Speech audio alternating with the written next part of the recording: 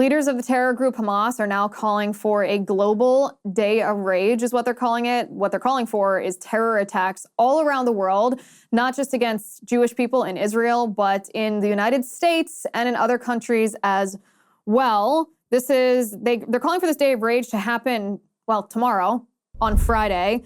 Let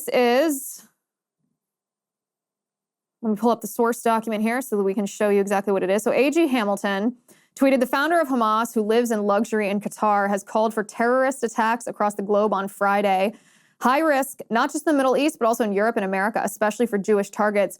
We might want to ask why we allow a terrorist leader to live freely in Qatar without any pressure on that government, which, by the way, we're going to talk about that. He makes a very good point. We're going to talk about that just a little bit later in the show, but I want to show you the source document. So this photo that I'm showing you right now, this is a picture of Khalid Mashal. He is the leader and founding member of Hamas, and he's the one who gave a speech calling on Muslims all around the world to, quote unquote, show their anger. You know what he means when he says show their anger. He wants this to happen on Friday in Muslim countries and also in America.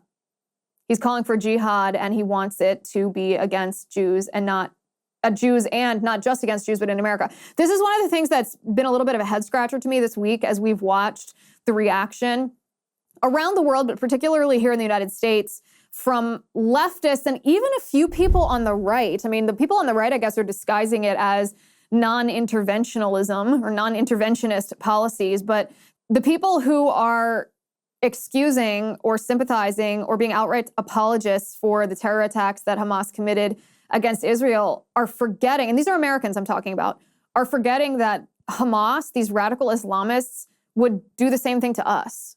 Whether or not you're Jewish, you could be Christian, you could be non-religion. Whether or not you live in Israel, you could live right here in the United States.